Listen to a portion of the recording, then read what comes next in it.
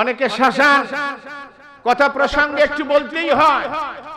আমরা আপনাদের হিতাকাঙ্ক্ষী আলেমদেরকে আপনারা দুশমন মনে করবেন না, আলেমদেরকে আপনারা দুশমন মনে করবেন না, কলিজার টুকরা বানাবেন। অনেকেই খেলতে চান, এই দুনিয়াতে কোনো খেলা হবে না, কাল কিয়ামতের ময়দানে ফাইনাল খেলা হবে ইনশাআল্লাহ। কে টিকে সেদিন দেখা যাবে। আজে বাজে কথা বলে আল্লাহর অসন্তুষ্টি নেবেন না। আপনাকে তওবা করে আলেমদের সাথে সুসম্পর্ক রাখবার জন্য মানে সবিনয় অনুরোধ করতেছি, আজে বাজে কথা বলবেন না।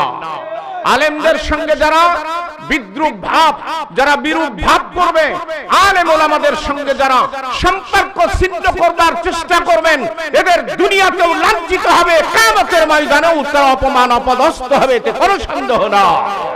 কথা ঠিক না ধরে এখন। আসসালামু আলাইকুম ওয়া রাহমাতুল্লাহি ওয়া বারাকাতুহু। ইন্নাল হামদালিল্লাহ, আলহামদুলিল্লাহ, আলহামদুলিল্লাহিল্লাযী লাম ইয়াত্তাখিয ওয়ালাদান ওয়া লাম ইয়াকুল লাহু শারীকুন ফিল মুলকি ওয়া লাম ইয়াকুল লাহু ওয়ালিয়্যুম মিনায-যুল্লি ওয়া কাব্বিরহু তাকবীরা।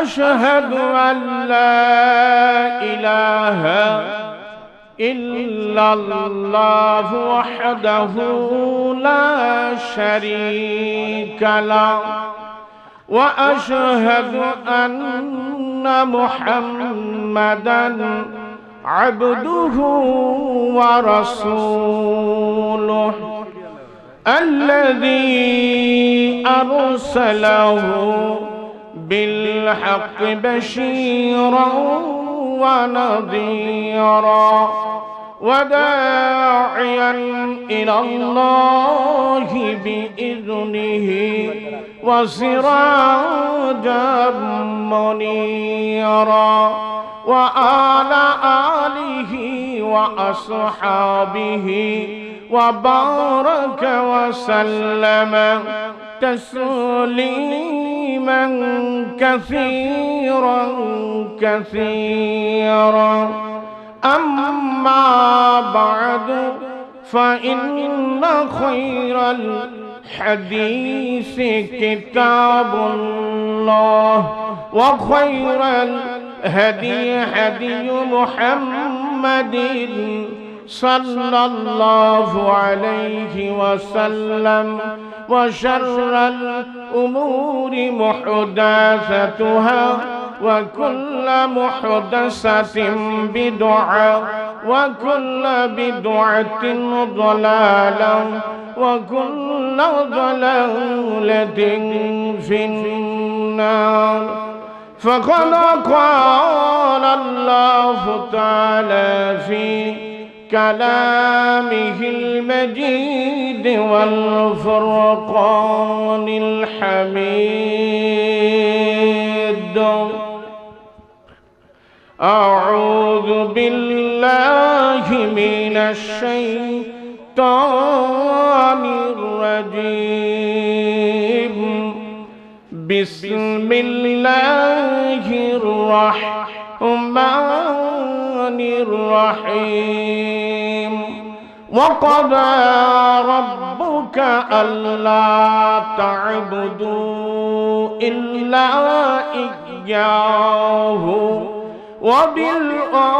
وبالوالدين إحسانا إما يبلغن عندك الكبر أحدهما أو كلاهما فلا تقل لهما أف ولا تنهرهما وقل لهما قولا كريما واخفض لهما جناح الذل من الرحمة وقل رب ارحمهما كما ربياني صغيرا رب ارحمهما كما ربياني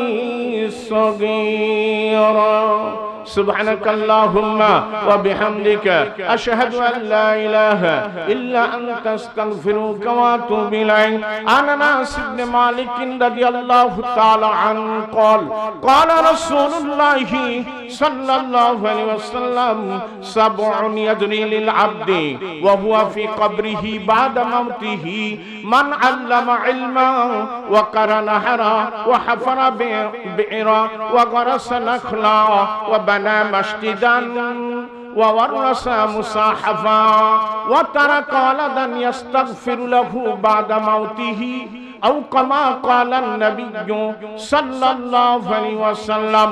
عن جابر رضي الله تعالى عنه قال قال رسول الله صلى الله عليه وسلم ثلاث من كن فيه يسر الله حتفه وأدخله جنته رفق بالضعيف وشفقة على الوالدين وحسان إلى المملوك أو كما قال النبي صلى الله عليه وسلم.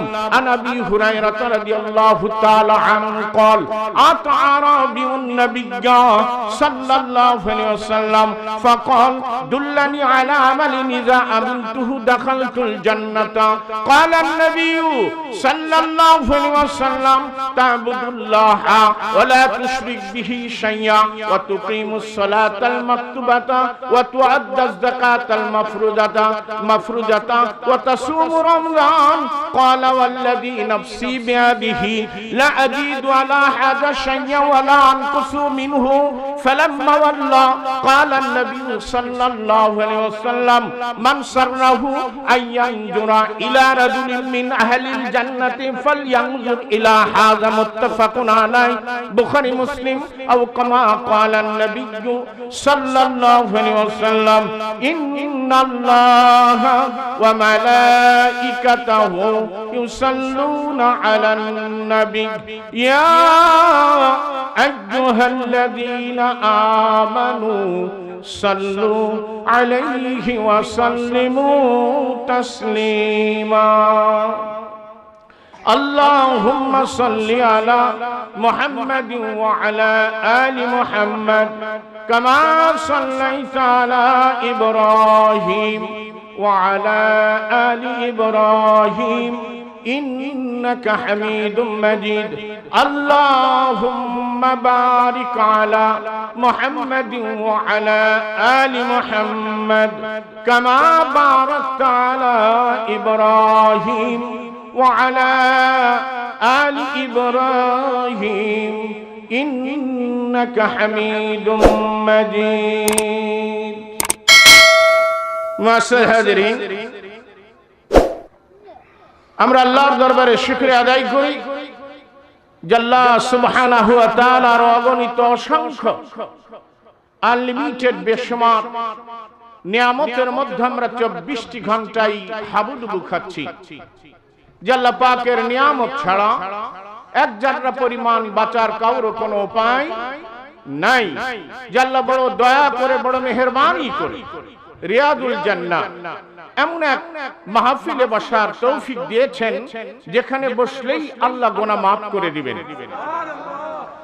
কাজে আল্লাহ পাক যার প্রতি আল্লাহ রহমত নাজিল করেন তারাই এই মাহফিলে আসতে পারে। হাজারো চেষ্টা করলেও আসা বড় কষ্টকর, কিন্তু আল্লাহ পাকের নেক নজর যার দিকে হবে শত ব্যস্ততার মধ্যেও এই রিয়াদুল জান্নাহ উপস্থিত হবে। ওই রবের দরবারে আমরা সকলে শুকরিয়া আদায় করি, বলি আলহামদুলিল্লাহ। রব্বানা লাকাল হামদ হামদান কাসীরান তাইয়্যিবান মুবারাকান ফীহ। শতকোটি দরুদ ও সালাম বর্ষিত হোক সে মহামানবের প্রতি যিনি তার ইন্তেকালের সময় তার পরিবার পরিজনের কথা না বলে ইয়া উম্মতি ইয়া উম্মতি বলে কেঁদেছেন। কিয়ামতের ময়দানে সর্বপ্রথম তাকে উঠানোর পরে বলবো আমার উম্মতেরা কোথায়, আমার উম্মতেরা কোথায়? যেই উম্মতের জন্য জীবনে বহু কষ্ট করলেন, যিনি মক্কা ভূমি ত্যাগ করে মদিনায় হিজরত করলেন, তাইফের ময়দানে শরীর থেকে রক্ত ঝরালেন, উহুদের মাঠে দাঁত দুটো শহীদ হলো, সেই সর্বকালের সর্বযুগের শ্রেষ্ঠ মহামানব, যার ইতাতের মধ্যেই আছে মানুষের দুনিয়া আখিরাতের কল্যাণ, যিনি সাইয়্যিদুল মুরসালিন খাতামুন নবিয়্যিন রাহমাতুল লিল আলামিন জনাব রাসূলুল্লাহ সাল্লাল্লাহু আলাইহি ওয়াসাল্লাম। দরদের সাথে বলি তো সকলে সাল্লাল্লাহু আলাইহি ওয়াসাল্লাম। আল্লাহুম্মা সাল্লি আলাইহি আল্লাহুম্মা বারিক আলাইহি, বলুন আমিন। মাসজিদ হাজিরিন, আজকের এই মহতি জালসার সম্মানিত সভাপতি, প্রধান অতিথি, বিশেষ অতিথিবৃন্দ, বিভিন্ন অঞ্চল থেকে আগত দিনদার ভাইরা, পর্দার আড়ালের মা ও বোনেরা, বিভিন্ন প্রশাসনের বিভিন্ন ক্যাটাগরির মানে কর্মকর্তারা, আমি সকলকে আবারও সালাম দিতেছি। আসসালামু আলাইকুম ওয়া রাহমাতুল্লাহি ওয়া বারাকাতুহু।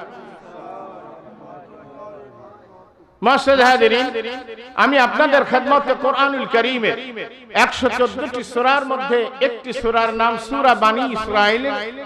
প্রথম আপনার 15 পারার স্টার্ট। এই সূরা বানী ইসরাঈল থেকে 23 নম্বর আয়াতে কারিমা তেলাওয়াত করেছি। প্রাসঙ্গিক কয়েকটি সহিহ সনদের হাদিস উপস্থাপন করেছি। আল্লাহ যদি আমাকে তৌফিক দান করেন, ওয়ামা তৌফিক ইল্লা বিল্লাহ, সুবহানাকা লা ইলমা লানা ইল্লা মা আল্লামতানা, কিছু কথা রাখার চেষ্টা করব। মাসজিদ হাজিরিন, একটু আমরা মেহরবানি করে সকলে একটু পড়ি তো, কারণ আমাদের জিহ্বাটাকে একটু চালু করি। কারণ যেই জিহ্বা সদা সর্বদা আল্লাহ পাকের জিকির করে, এই জিহ্বাটা ওই ব্যক্তির জন্য শ্রেষ্ঠ সম্পদ। আজ দুনিয়া এত কথা বলি, কিন্তু আল্লাহ পাকের ওয়াহদানিয়াতের কথা বলতে আমরা ভুলে যাই, আল্লাহর প্রশংসা করতে ভুলে যাই, আল্লাহ পাকের কৃতজ্ঞতা প্রকাশ করতে আমরা ভুলে যাই। কাজেই এই জিহ্বাটাকে চালু করা দরকার, কথা ঠিক কিনা? এই জিহ্বার মালিক কে? এই জিহ্বার মালিক কে? যেই আল্লাহ পাক এই জিহ্বা দিয়েছেন, সে আল্লাহ পাকের প্রশংসা একটু এক অন্তরের অন্তরস্থল থেকে আমরা করি। সকলে আমার সঙ্গে একটু পড়ুন তো, আউযু বিল্লাহি মিনাশ শাইতানির রাজীম, বিসমিল্লাহির রাহমানির রাহিম। وَقَضَى رَبُّكَ أَلَّا تَعْبُدُوا إِلَّا إِيَّاهُ وَبِالْوَالِدَيْنِ إِحْسَانًا। সরাসরি আলোচনার সময় নাই। আল্লাহ পাক এখানে বলছেন আপনার পক্ষ থেকে এটাই চূড়ান্ত সিদ্ধান্ত গৃহীত হয়েছে, একমাত্র গোলামি করতে হবে কার? জোরে বলেন কার? যিনি আসমান ও জমিনের একচ্ছত্র মালিক, সে আল্লাহ পাকেরই প্রশংসা, সে আল্লাহ পাকের কাছেই আমাদের মাথাকে নত করতে হবে, তারই গোলামি করে আমাদের জীবনকে ধন্য করতে হবে। কথা ঠিক কিনা? জোরে কর। কাজে আল্লাহ পাকের ইবাদত করা ছাড়া অন্য কারো গোলামি করা যাবে নাকি? এটা আল্লাহ পাক এখানে তাওহীদের কথা বলেছেন। কারণ আমার হায়াত মৌতের মালিক কে? জোরে বলেন। পা থেকে মাথা পর্যন্ত যা দিয়েছেন, এই নিয়ামত দিয়ে ভরপুর করে আমাদের জীবনকে ধন্য করেছেন কে? জোরে বলুন। আল্লাহ বলতে কষ্ট লাগে? আল্লাহ বলতে কষ্ট লাগে? কাজে আবারও বলি, দিয়েছেন কে? আল্লাহ। কাজে ওই আল্লাহরই গোলামি করতে হবে, অন্য কারো গোলামি করা চলবে। সকল ক্ষেত্রে, সকল সেক্টরে, ঘুম থেকে নিয়ে জাগা পর্যন্ত, আর জাগা থেকে ঘুম পর্যন্ত, রান্নাঘর থেকে নিয়ে সংসার পর্যন্ত গোলামি করতে হবে সকল সেক্টরে। কার? চিৎকার দিয়ে বলুন আল্লাহর। কাজে ওই আল্লাহর এই গোলামি করতে যে অন্য কাউকে শরীক করা চলবে? যদি করি তাহলে আমার আমল টোটালি কিয়ামতের ময়দানে বরবাদ হয়ে যাবে, কোনো কাজে দেবে সূরা কাহফের শেষ আয়াত পড়ুন তো দেখি। ফামান কানা ইয়ারজু لقاء ربه فليعمل عملا صالحا ولا يشرك بعبادة ربه أحدا। আল্লাহ পাক বলেন গো তোমাদের মধ্যে যারা তার রবের সাথে সাক্ষাৎ করতে চায়, কিয়ামতের ময়দানে যারা নেক নজর নিতে চায়, যারা জান্নাতে যেতে চায়, জাহান্নাম থেকে যারা বাঁচতে চায়, তারা যেন আমলে সালিহা করে। ফালইয়ামাল আমালান সালিহা, তারা যেন আমলে সালিহা করে। যত আমল আছে আমলে সালিহা ওটা বলে যেটা কোরআন এবং সুন্নাহ, কোরআন এবং সুন্নাহর আলোকে যে আমলটা হবে সেটাই হলো আমলে সালেহা। এই কথা কোন আমল যেতই দেখতে সুন্দর হোক, যদি কোরআনের নির্দেশ না থাকে, রাসূলের ইত্তেবা যদি না হয়, সেটা আমলে সালেহা হবে। কথা বুঝা গেছে? যতই আমল করি তা হবে না। قال النبي صلى الله عليه وسلم من عمل صالحا ليس امرنا فهو رد رواه البخاري او كما قال النبي صلى الله عليه وسلم। আল্লাহ রাসূল ব্যর্থহীন কণ্ঠে ঘোষণা করেন, যে আমল আমি আমার সাহাবীরা করে নাই, ওই আমল যদি কেউ করে, আল্লাহর রাসূল এবং সাহাবীদের সঙ্গে যদি সে আমল না মিলে, যতই দেখতে সুন্দর হোক না কেন, অবশ্যই সেটা পরিত্যাজ্য। ঠিক কিনা জোরে কোন? কাজে আমলটা হতে হবে কোরআন সুন্নাহ ভিত্তিক। কাজে বানোয়াট ভিত্তিহীন নিজের খেয়াল খুশি মতো আমল হলো ওটা আমলে সালেহা হবে না। যদি এইভাবে আমল করতে পারি তাহলেই কিয়ামতের ময়দানে আল্লাহর নেক নজর পেয়ে যাব। আর যদি আমলের মধ্যে শিরিক থাকে, কিসের গন্ধ? জোরে বলেন, বলেন, শিরিকের গন্ধ, কিয়ামতের ময়দানে ওই আমলকে আল্লাহ পাক ছুঁড়ে ফেলে দিবেন, ওটা একেবারে ধুলা বালিতে রূপান্তরিত করে দিবেন। কথা বোঝা যায় ভাই? তো কাজী আমার মন গড়া ইবাদত করলে হবে না। ইবাদতের শর্ত আমাকে ইখলাসুন নিয়াত, একমাত্র আল্লাহর সন্তুষ্টির জন্য ইত্তেবায়ে সুন্নাহ এবং রাসূল করিম সাল্লাল্লাহু আলাইহি ওয়াসাল্লাম এবং সুন্নাতে খুলাফায়ে রাশিদিন আল মাহদিন, এদের অনুকরণ অনুসরণে হলেই আমার সেটা আমলে সালিহা হবে। আর এটা করতে গেলে ওয়ালা ইউশরিক বিইবাদাতি রাব্বিহি আহাদা, বলছে এই আমল করতে যায় আল্লাহর সঙ্গে কাউকে শরীক করা চলবে। আপনি বলতে পারেন আমি তো নামাজ পড়ি, কি করে শিরিক করে? এবার চিন্তা করুন। ক্বালান নবী সাল্লাল্লাহু আলাইহি ওয়াসাল্লাম ইন্না আখওয়াফা মা খাফু আলাইকুম আশ-শিরকুল আসগর। قالوا يا رسول الله صلى الله عليه وسلم وما الشرك الأصغر؟ قال النبي صلى الله عليه وسلم الرياء يقول الله يوم القيامة اذهب إلى الذين كنتم ترابون في الدنيا فانظروا هل تجد عندهم جزاء رواه الترمذي وقال الترمذي هذا حديث صحيح أو كما قال নবী সাল্লাল্লাহু আলাইহি ওয়াসাল্লাম। আল্লাহ রাসূল বলতেছেন আমি তোমাদের বিষয়ে একটি বিষয়ে বড় আতঙ্কিত, বড় ভয় করি। সাহাবারা বললেন ইয়া রাসূলুল্লাহ সেই ব্যাপারটা কি? আল্লাহ রাসূল বললেন ছোট শিরক। কি শিরক? বলেন ছোট শিরক। এই শিরককে আমি বড় ভয় করি। রাসূল বলছেন, কে বলছেন? রাসূল করিম সাল্লাল্লাহু আলাইহি ওয়াসাল্লাম। সাহাবারা জিজ্ঞাসা করলেন ওয়া মা শিরকুল আসগর ইয়া রাসূলুল্লাহ, ছোট শিরক কি? কালান নবী সাল্লাল্লাহু আলাইহি ওয়াসাল্লাম আর-রিয়া, লৌকিকতা, লোক দেখানো ইবাদত, এটা হলো ছোট শিরক। কিয়ামতের ময়দানে ইয়াকুলুল্লাহু ইয়াউমাল কিয়ামাতে, আল্লাহ পাক এইবার কিয়ামতে ইজা যুজিয়ান নাসু বিআমালিহিম, যখন মানুষের আমলের যাজা দিবেন, এই সময় আল্লাহ বলবেন ইযহাবু ইলাল্লাযিনা কুনতুম তারাবুনা ফিদ দুনিয়া, ওগো যারা তোমরা দুনিয়াতে লোক দেখানোর জন্য ইবাদত করেছিলে, তোমরা তাদের কাছে যাও, ফানজুরু, দেখো তো তাদের কাছে তোমরা কোন যাজা পাও নাকি? পাবে নাকি? কথা বলেন। কারণ কিয়ামতের ময়দানে একচ্ছত্র মালিক কি হবেন বলুন?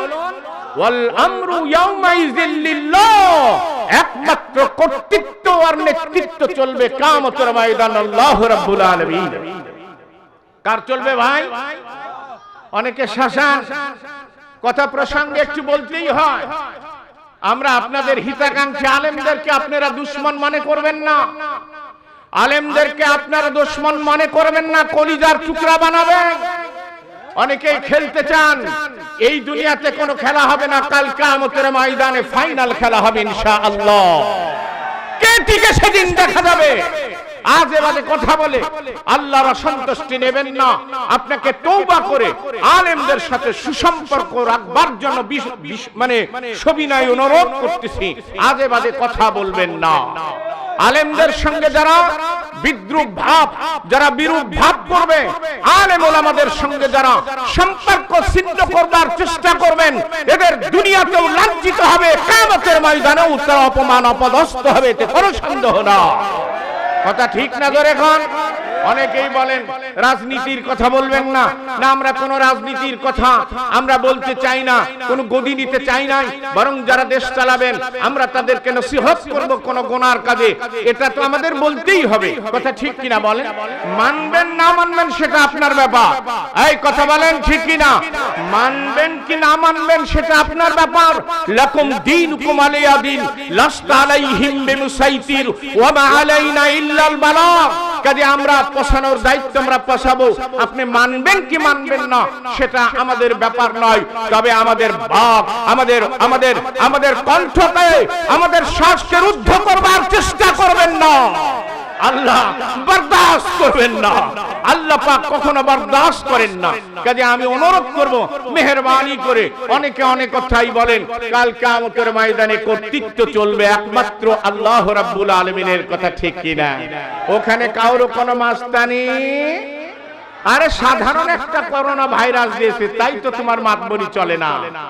হ্যাঁ, মাতবরি চলে না, কিন্তু আল্লাহ পাককে অসন্তুষ্ট করলে আল্লাহর গজব ছাড়া আল্লাহর রহমত জমিনে নাযিল হবে না। কথা ঠিক কিনা? কাজে মাস্টার হাজিরিন, কিয়ামতের ময়দানে আল্লাহ পাক একমাত্র জাযা দিবেন। এই জাযা দেবার একমাত্র আল্লাহই ক্ষমতা রাখবেন, আর কেউ রাখবেন। কথা ঠিক কিনা ধরে কোন? কাজে আল্লাহ পাকের সাথে যদি আমরা পরকালে, আমরা কিয়ামতের ময়দানে যদি নেক নজর নিতে হয়, আমলে সালেহা করতে হবে। আর আমলে সালেহা করার ব্যাপারে অন্য কাউকে শরীক করা চলবে। এইবার আর ঘটনা দেখুন, নামাজে দাঁড়িয়েছে, সভাপতি আছে, হুজুর আছে, ইমাম আছে, মুয়াজ্জিন আছে, এলাকার কিছু মানুষ আছে, যদি সুন্দর করে রুকু না করে, সিজদা যদি না দেই, দীর্ঘ যদি কিরাত না করে, না যদি দাঁড়িয়ে থাকি, মানুষ কি বলবে?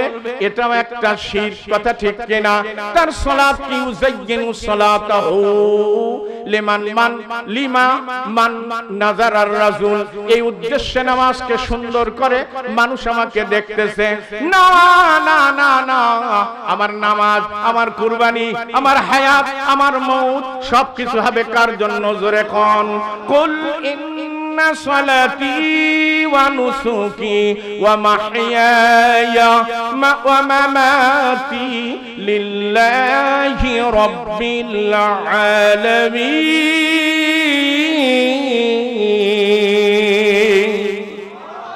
কারণ আমার নামাজ, আমার কুরবানি, আমার জীবন, আমার মরণ সবকিছু হবে আল্লাহ পাকের জন্য।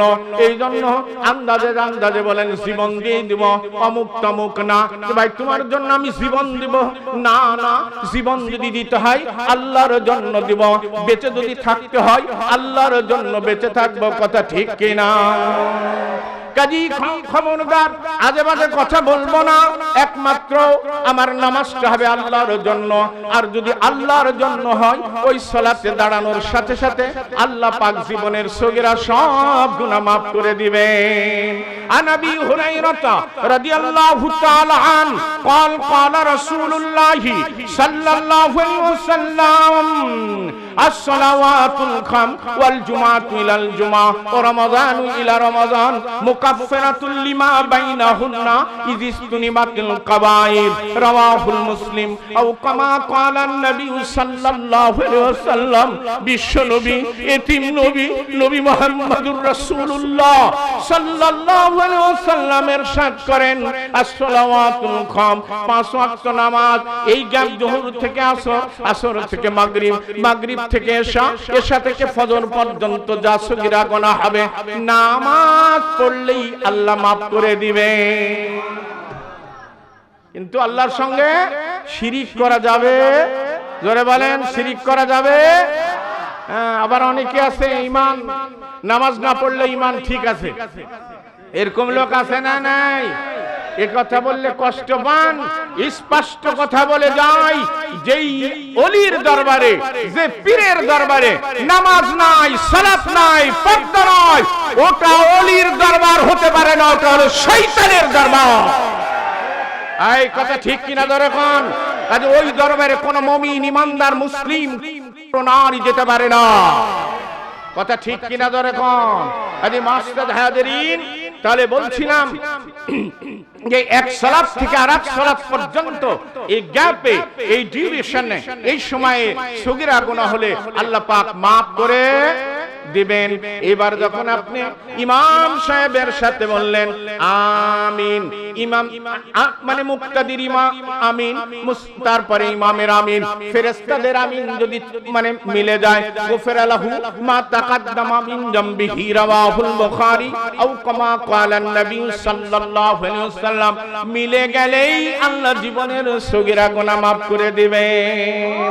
এইবার যখন আপনি রুকুতে হাত দিয়ে সামি আল্লাহু লিমান হামিদা রব্বানা লাকাল হামদ হামদান কাসীরান তাইয়্যিবান মুবারাকান ফি, কোন ব্যক্তি যদি পড়ে, রাসূল বললেন গুফিরা লাহু মা তাকাদ্দামা মিন জামবিহি রাওয়াহুল বুখারী, ওই ব্যক্তিরও আল্লাহ জীবনের সগীরা গুনাহ মাফ করে দিবেন।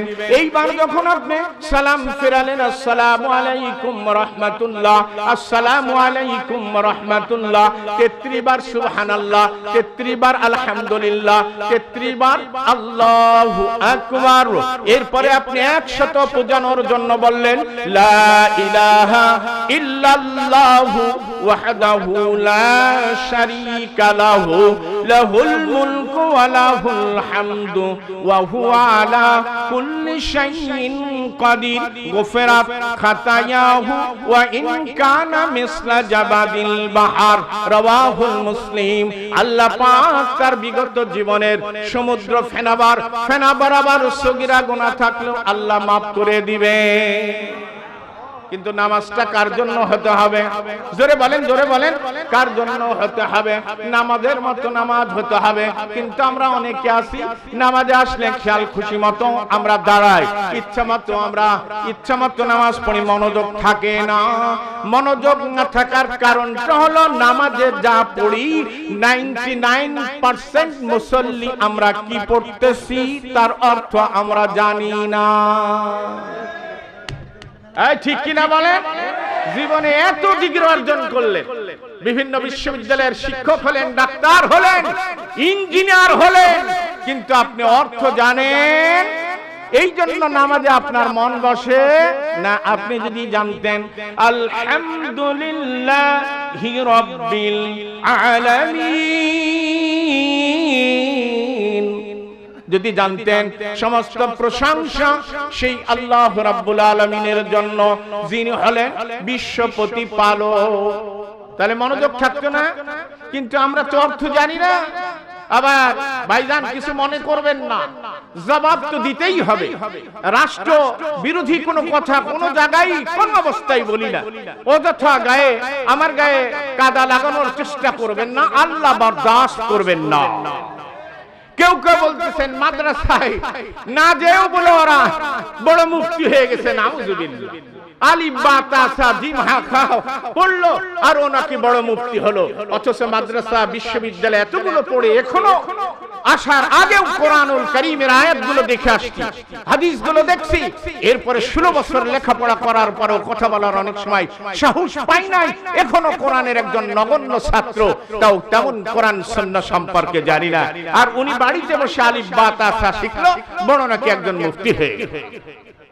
নাউজুবিল্লাহ বলেন না। এরা দেশের কুলাঙ্গ, এরা ইসলামের শত্রু, এরা রাসূলের শত্রু, এরা আল্লাহর শত্রু। যারা আলেম ওলামাদেরকে অপমান অপদস্থ করে, এরা কষ্টিকালেও ইসলামের আপনজন হতে পারে না। কথা ঠিক কিনা? মায়ের চেয়ে মাসির দরদ বেশি, মায়ের চেয়ে মাসির দরদ। কথা ঠিক কিনা? ধরে কান না। মাননীয়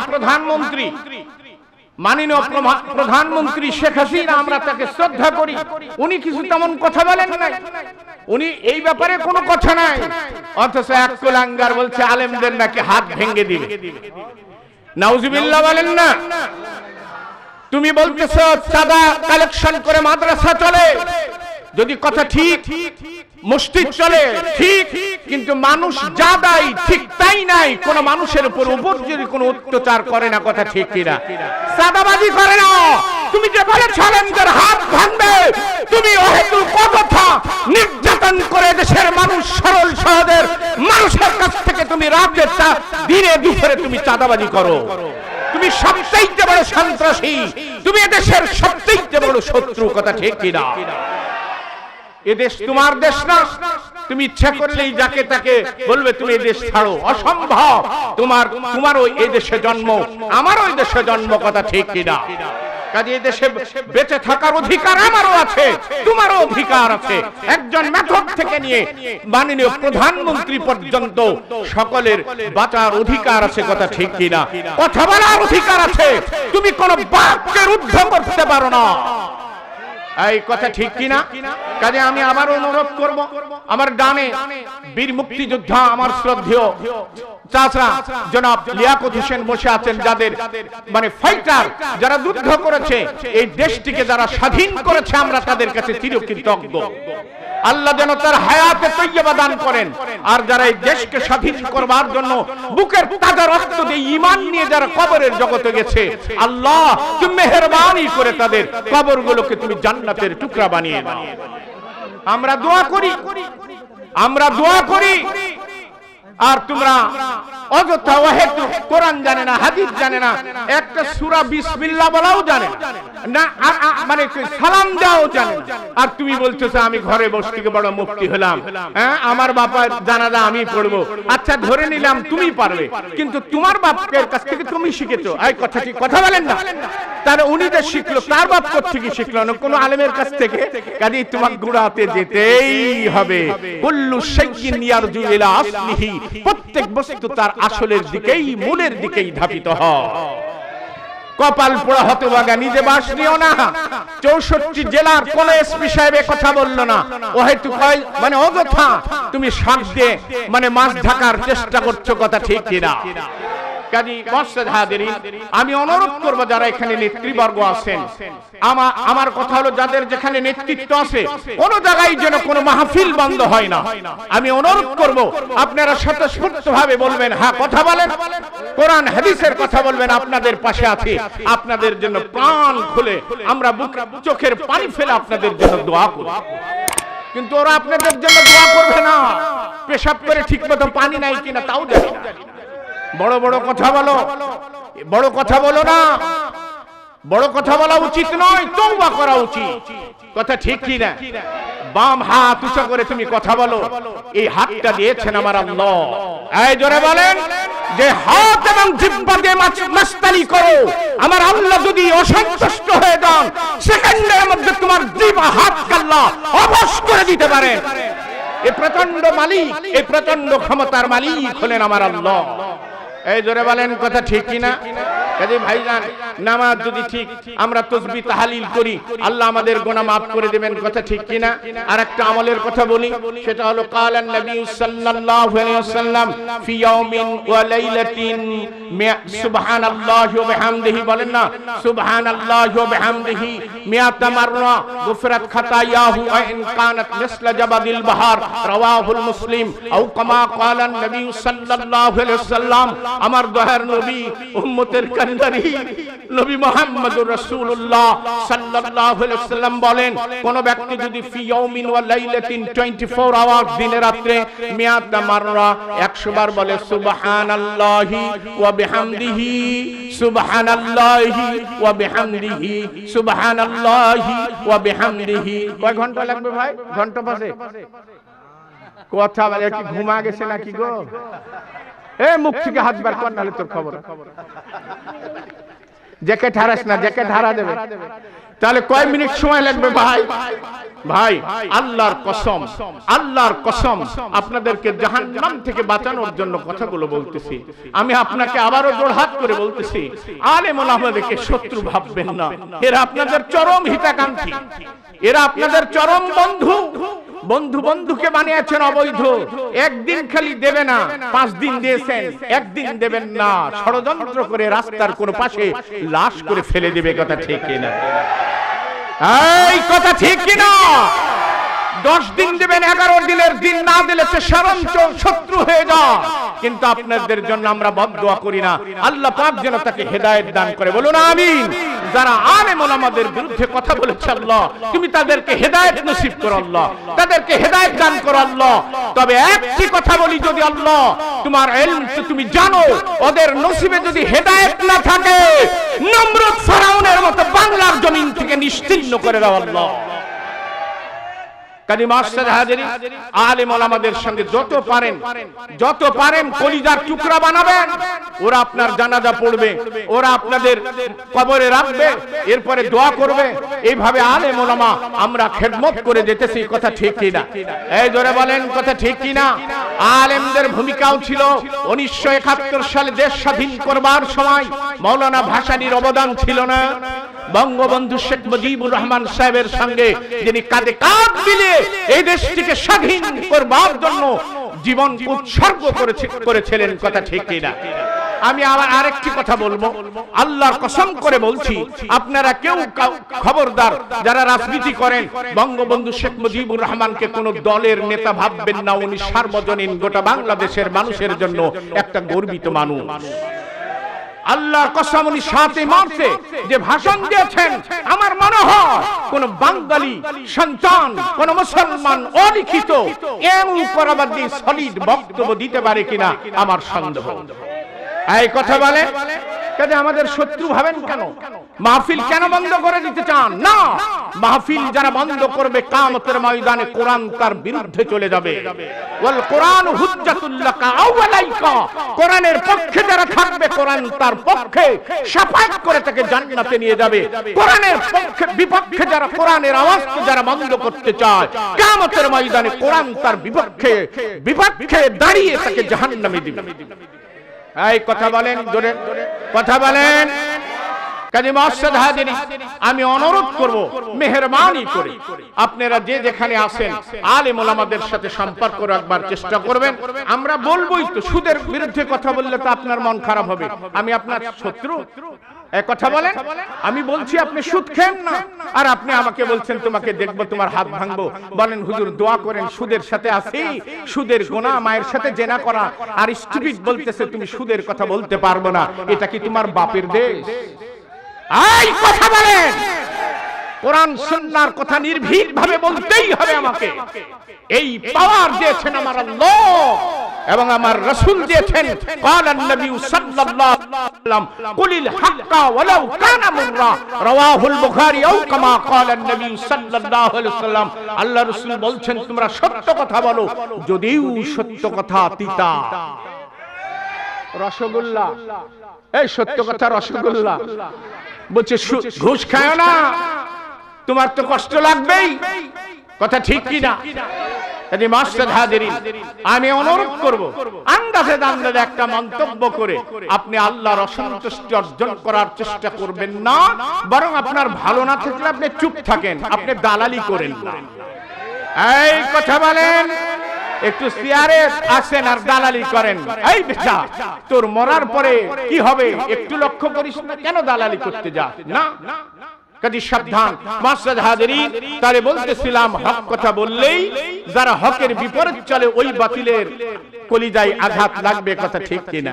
কাজী আলেম ওলামা আপনাদের চরম আপনজন, বরং যারা কোরআন সুন্নাহর বিরুদ্ধে আপনাকে নিয়ে যায় জাহান্নামের দিকে টানে, সে আপনার চরম শত্রু। যদিও আপনার বাপ হয়, যদিও আপনার ভাই হয়, যদিও আপনার আত্মীয় স্বজন হয়, যে আপনাকে জাহান্নামের দিকে ডাকে, ও আপনার চরম শত্রু। পৃথিবীর যে প্রান্তে থেকেই আপনাকে জান্নাতের দিকে ডাকবে, শিরক বিদআত মুক্ত আমল করার জন্য ডাকবে, চিনেন না চিনেন, ও হলো আপনার সবচেয়ে বড় আপনজন। আমি যেটা বলতেছিলাম, তাহলে আল্লাহর ইবাদত করতে যে কাউকে শরীক করা যাবে? জোরে বলেন। তাহলে আমাদের আমলের কারণে ছোটখাটো গুনাহ আল্লাহ মাফ করে দিবেন। কাজে কোন ব্যক্তি যদি বলেন একটু সুবহানাল্লাহি ওয়া বিহামদিহি, সুবহানাল্লাহি ওয়া বিহামদিহি, কোন ব্যক্তি যদি 100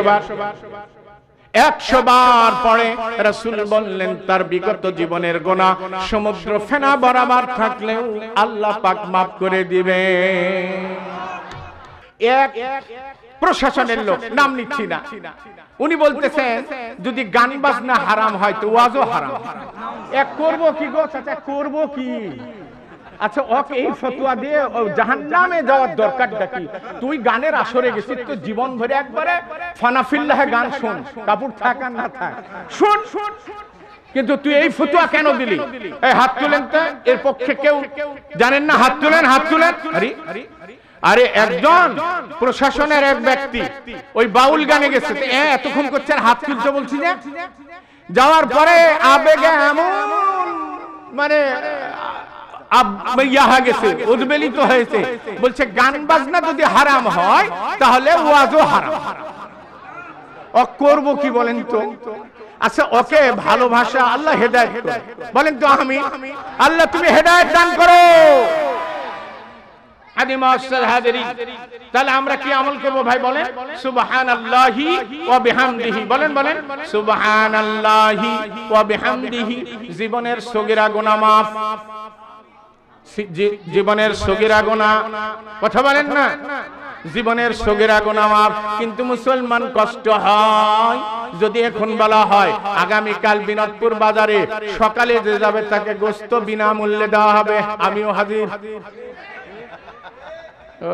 দুনিয়ার ব্যাপারে খালি হুড়া হুড়া হুড়া, আর জান্নাতে যাওয়ার ব্যাপারে কোনো প্রতিযোগিতা লাগে না, কথা বলেন না গো। এবার সময় যখন ঘুমাতে যাবে, নজুব খবরদার হেডফোন লাগাই ঘুমায়ও না।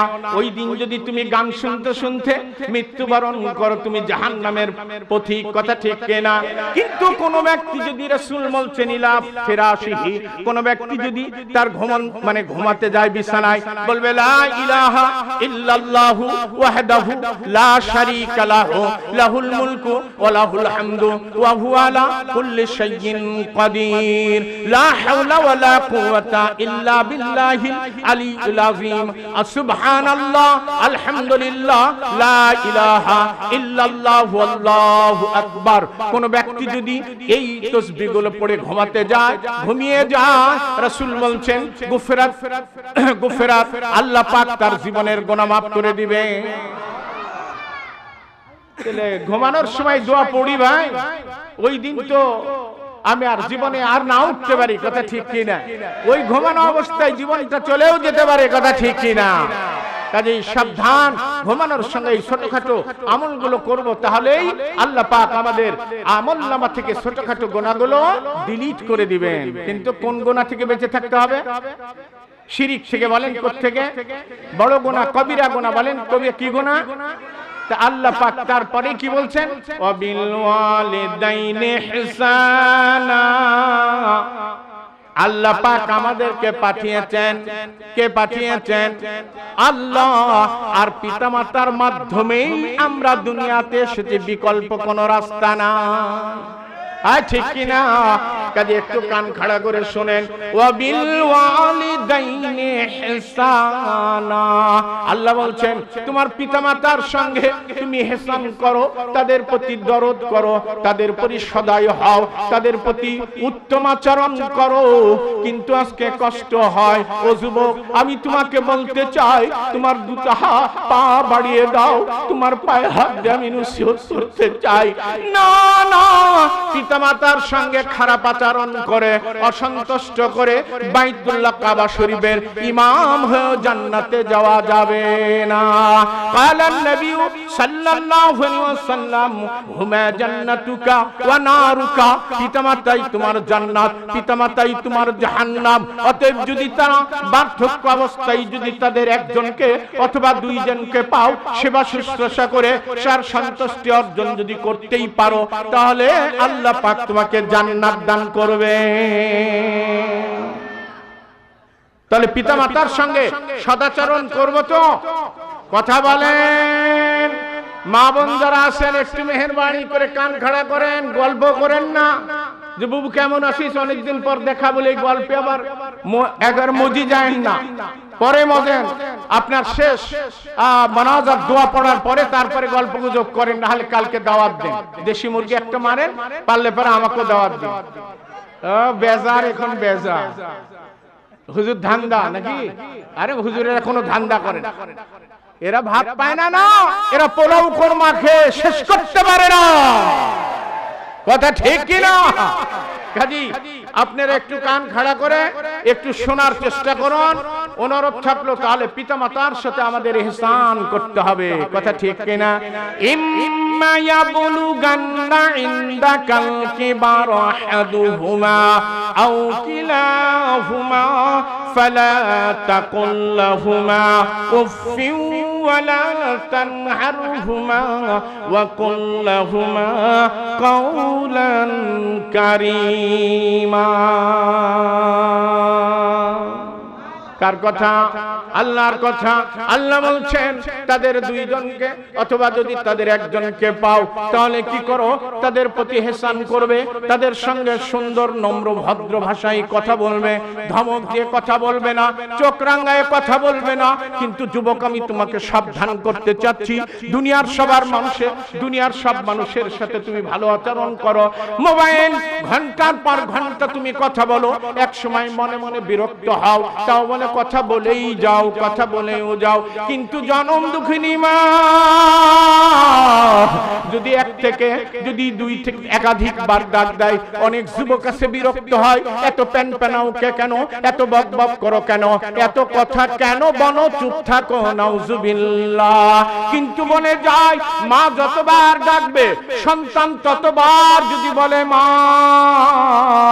কি বলো গো মা, তুমি বলো মা, এ কথা যতবার যুবক বলবে ততবার তার আমলনামায় নফল ইবাদতের সওয়াব লেখা হবে। তাহলে পিতামাতার সঙ্গে ইহসান করব তো? এমন আচরণ করা যাবে না। অনেকে ধমক দেয় অথবা পিতামাতার আচরণের কারণে শব্দ করা যাবে না। আমরা অনেকেই বলতেছি এই বুড়া বুড়ির জ্বালায় আর বাঁচতে পারলাম না, এ কথাও বলা যাবে না। অথবা আমাদের কারণে পিতামাতাও যেন শব্দ না করে। ওয়া কুল্লাহুমা কাওলান কারীমা, বলেন না? ওয়া কুল্লাহুমা কাওলান কারীমা, তাদের সঙ্গে তোমরা ভদ্র নম্র মার্জিত ভাষায় কথা বলো। এই মা না, এইভাবে না, বরং তুমি ডাকো মা, মা, ও মা। রাসূল বলছেন মায়ের দিকে নেক নজরে তাকাও, আল্লাহ হালাল রুজির ব্যবস্থা করে দিবেন। কিন্তু আমরা অনেকে আছি, আমি একটু বলতে চাই, আমার অনেক বোনেরা আছেন যারা পুত্রবধূ, তাদেরকে বলতে চাই, যারা শ্বশুর শাশুড়িকে ভাত দিতে চান না, স্বামীর উপরে যারা আপনারা স্টিম রোলার চালান, আপনাকে আমি ফিরে আসতে আস্তে বলতেছি, খারাপ জবান দিতে চাচ্ছি না, কিন্তু যদি এই ওয়াজ শোনার পরেও আপনি ফিরে না আসেন, তাহলে আপনার চেয়ে কলঙ্কিত, আপনার চেয়ে বাজে মহিলা আল্লাহর জমিনে আর না। মামন টাকা দেওয়া লাগবে, কিন্তু মন খারাপ করেন না। নাকের ফুল, কানের দুল, গলার মালা দিতেই হবে। এই ঠিক না? রাসূল এক সময় বয়ান করার পরে মহিলাদের কাছে চাদর ধরলেন, যার কাছে যা ছিল সব দিয়ে দিয়েছে। বলেন না সুবহানাল্লাহ। কারণ দান করলে আল্লাহ পাকের গুসা ওই বান্দার প্রতি কমে যায়। আল্লাহর রাগকে মানে দমাতে হলে দানের বিকল্প না। কথা বলে না, এখন কথা বলছে না। আমরা প্রধান বক্তার কাছ থেকে সলিড কোরআন সুন্নাহর আলোকে 1.5-2 ঘন্টা বক্তব্য শুনবেন ইনশাআল্লাহ। দাবু মারজাতাকুম বিসসাদাকা, রাওয়াহু আবু দাউদ ও ইবনে মাজাহ, আও কামা ক্বালা নবী সাল্লাল্লাহু আলাইহি ওয়াসাল্লাম। তোমাদের অসুস্থ মানে কি করো? দানের মাধ্যমে তুমি মানে অসুস্থর চিকিৎসা করো। কিসের মাধ্যমে? বিসসাদাকা। কিসের মাধ্যমে? সদকা করলেই বেমার ভালো, সদকা করলেই অপারেশন করা লাগবে না। কিডনিতে পাথর রয়েছে, দান করেন, আল্লাহ আপনার অজান্তেই ক্লিয়ার করে দেবে ইনশাআল্লাহ। ঠিক কিনা? ধরে কোন কাজী বলছিলাম, তাহলে পিতামাতার সঙ্গে ইহসান করতে হবে, এরপরে তাদের জন্য দোয়া করতে হবে, ঠিক কিনা? কিন্তু আমরা নিজেরা আমলও করি না, সন্তানদেরকে নেক বানাতেও চাই। কথা বলেন, নেক সন্তান বানাতেও চাই না। এজন্য এলাকায় মক্তবখানা চালু করবেন। মক্তব কমপক্ষে সেখানে আপনারা বাচ্চাদেরকে 2 বছর একেবারে একনিষ্ঠভাবে তাদেরকে পাঠাবেন।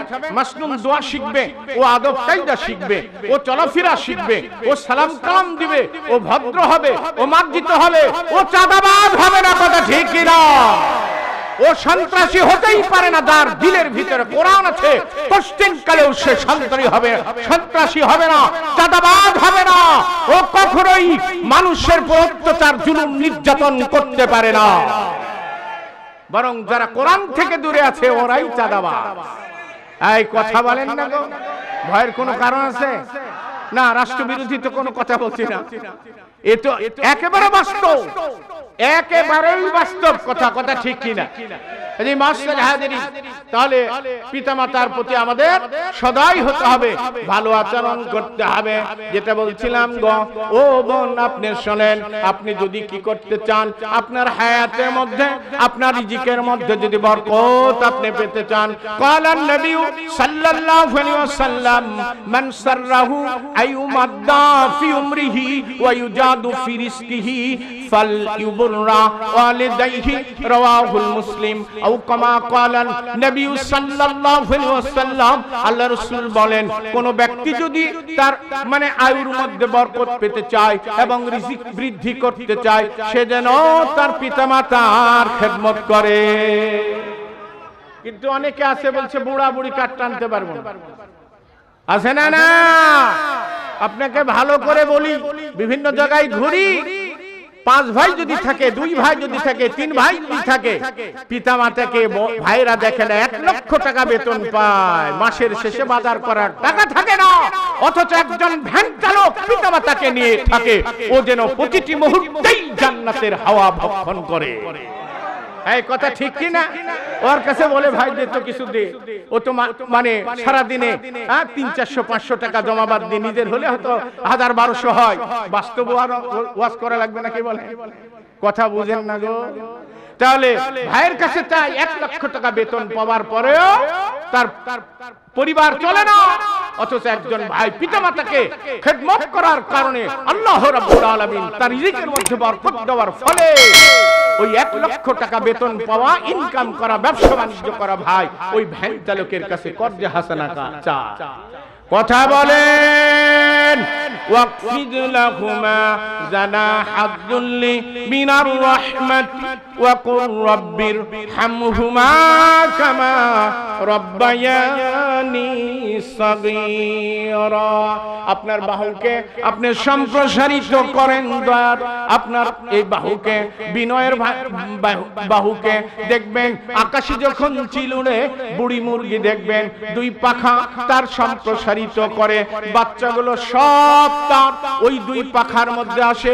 অনেক সময় ঠোঁট একটু দেখা যায়, কিন্তু মানে চিলের বাবার ক্ষমতা নাই তার মায়ের কাছ থেকে একটি বাচ্চাও নিয়ে যেতে পারে। ঠিক কিনা? কাজেই পিতা মাতার প্রতি সদাই হতে হবে। এইবার তার জন্য দোয়া করতে হবে। বলুন না, রব্বির হামহুমা কামা রব্বায়ানি সগীরা, রব্বির হামহুমা কামা রব্বায়ানি সগীরা। এই দোয়া করবেন। পিতামাতার কবরে যদি আযাব হয়, আল্লাহ রাসূল বলছেন যদি ওয়ালিদুন সালিহুন, যার নদী নেক সন্তান হয়, এই দোয়া করার সাথে সাথেই আল্লাহ পাক তার কবরের আযাব মাফ করে দেন। এইবার জান্নাতের স্তনাটি যদি সে দারুস সালামে থাকে, সবচাইতে জান্নাত সর্বশ্রেষ্ঠ জান্নাতের নাম কি? ফাইদা সালতুমুল্লাহাল জান্নাতা ফাসআলুহুল ফিরদাউসা ফাইন্নাহা আলাল জান্নাতা ওয়া আওসাতাল জান্নাতা ওয়া সাকফুহা আরশুর রহমান, রাওয়াহুল বুখারী আও কামা ক্বালান নবী সাল্লাল্লাহু আলাইহি ওয়াসাল্লাম। আল্লাহ রাসূল বলেন, যদি তোমরা আল্লাহর কাছে জান্নাত চাও তাহলে জান্নাতুল ফিরদাউস চাও। এই জান্নাতুল ফিরদাউস সর্বশ্রেষ্ঠ জান্নাত। ওই জান্নাতুল ফিরদাউসের ছাদের উপরে আল্লাহ পাকের আরো। তো দারুস সালাম একটা জান্নাতের স্তর, প্রমোশন হয়ে দারুল, এইবার জান্নাতুল ফিরদাউস কোথায়? সর্বশ্রেষ্ঠ জান্নাতের নাম কি বলেন না গো? ওহো, ফেরেশতা যদি বলে কোন জান্নাতে যাবি, তাহলে খালি হাসড়ালে হবে? কি জান্নাত বলবেন বলেন? এবার কেন হলো? বলবে ফেরেশতাদের জিজ্ঞাসা করে আমার প্রমোশন কেন হলো, এত সুন্দর নাজ নিয়ামত আমার জন্য কেন বেড়ে গেল? এইবার ফেরেশতারা বলে আপনার সন্তান আপনার জন্য দোয়া করার কারণে আল্লাহ পাক আপনার মর্যাদা বাড়িয়ে দিয়েছে। পিতামাতার প্রতি ইহসান, ভালোবাসা আমাদের দেখাতে হবে। পিতামাতাকে সন্তুষ্ট রাখলেই আল্লাহ পাক আমাদেরকে জান্নাত দান করবে। কাজেই আমরা যেন এইভাবে আমাদের জীবনকে আমরা গুছিয়ে নিতে পারি, আল্লাহ সেই তৌফিক যেন আমাদেরকে দান করেন। আমিন। ওয়া আখির দাওয়ানা আনিল হামদুলিল্লাহি রাব্বিল আলামিন। বারাকাল্লাহু লানা ওয়া লাকুম ফিল কোরআনিল আযীম। আসসালামু আলাইকুম ওয়া রাহমাতুল্লাহি ওয়া বারাকাতুহু।